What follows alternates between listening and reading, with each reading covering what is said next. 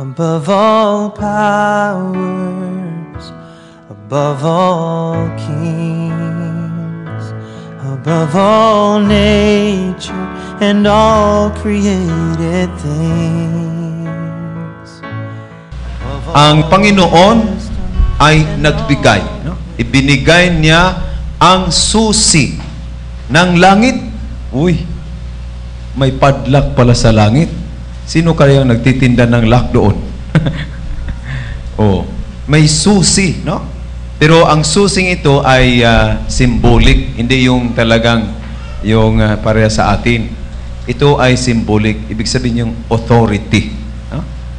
Ito'y ibinigay ng Panginoon. Kaya ang ipapaliwanag ko sa inyo ngayon, yung kapangyarihan ng Santo Papa na pumalit kay Pedro. Una, sa Catechism of the Catholic Church, ang description niya upang mayroong tinatawag na order, no? Order ng pamayanan, society, no? Mabasa po natin ito sa Catechism of the Catholic Church, number 1899. The authority that required by moral order derives from God. Ibig sabihin, ang tinatawag na nagbibigay ng order na kinakailangan ng authority sa buong mundo, buong pamayanan, galing yan sa Diyos. Amen? Kaya, i-exercise ang authority na in coordination sa plano ng Diyos kung papaano ito gagamitin. Basa, Roma, Kapitulo 13, versikulo 1 hanggang 2. Ang bawat tao'y pasakop sa mga pinuno ng pamahalaan, sapagkat walang pamamahalang hindi mula sa Diyos. At ang mga pamahalaang umiiral ay itinatag ng Diyos. Kaya nga, ang lumalaban sa pamahalaan ay lumalaban sa mga itinakda ng Diyos. At lalapatan ng parusa ang sinumang lumalaban. Yun ang yung ordinance, no? Yung ino-order ng Diyos na may otoridad. Ang pamalahan dito, governance. Hindi tinutukoy na ang gobyerno lang. Ang gobyerno din. Ang otoridad sa gobyerno, itinayo din yan ng Diyos. Pero ang sobrang tinutukoy dito, itong pamamahala sa simbahan.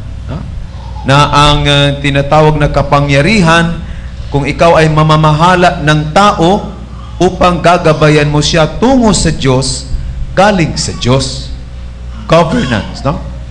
Ngayon, sa batas ng ating simbahan, 330. Ito na yung coordination ng pagbigay ng Panginoon ng susi kay Pedro. At sino yung pumalit kay Pedro, no? Just as the decree of the Lord, Saint Peter and the rest of the apostles form one college. Ibig sabihin, isang buong grupo, no? So, for a like reason, the Roman Pontiff, sino ito? Ang Santo Papa, the successor of Peter, and the bishops, the successors of the apostles, are united together in one. Ayon. Pedro, mga apostoles, Santo Papa, mga obispo. Kuha nyo? Yun. Kung paano ibinigay ng Panginoon ang kapangyarihan tungo kay Pedro, exactly the same power ang nakukuha, ang nandyan ngayon sa Santo Papa. Binilang ko ang responsibilidad ng Santo Papa, no? Yung authority niya. Ito, 4 pages. Sa batas, ito natin yung the Code of Canon Law. Dalawa ang nangyayaring paggawa ng batas natin. 1917 Code, no? Unang batas yun paggawa. Tapos, ang Vatican to ginawa noong 1960 to 1963. Yun pagkatapos. Pero itong the Code of Canon Law, no? 1983. So ito na ang bagong batas na sinusunod ng buong sanlibutan na Katoliko. Kaya ang tinatawag canon, no? Canon, tapos number. Ibig sabihin, ito yung mga sinusukat na mga batas. Ngayon, sa Canon 331, ito yung mga posisyon at responsibilidad ng Santo Papa. Sabi dito, the office committed by Jesus to Peter, the first of the apostle, transmitted to his successor. Yun ang Santo Papa. The Bishop of Rome. Bakit hindi the Bishop of the Philippines? The Bishop of United States. Bakit? Kasi si San Pedro, doon niya ibinigay ang kanyang buhay para sa ikaluwalhati ng Panginoon. Naalala nyo? John chapter 21, verse 18. Tandaan mo, Pedro, noong kabataan mo pa ikaw ang nagbibihis sa iyong sarili at lumalakad ka kung saan mo ibig. Ngunit pagtanda mo, iuunat mo ang iyong kamay. Anong ibig sabihin nito? Papako siya sa krus.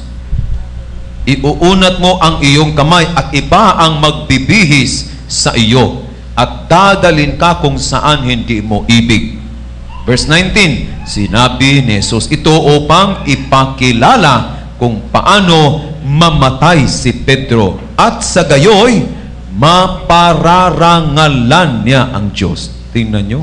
Sa ganung kamatayan ni Pedro na ipapako sa krus, ang Diyos na paparangalan. Gusto nyo mapaparangalan ang Diyos sa buhay nyo?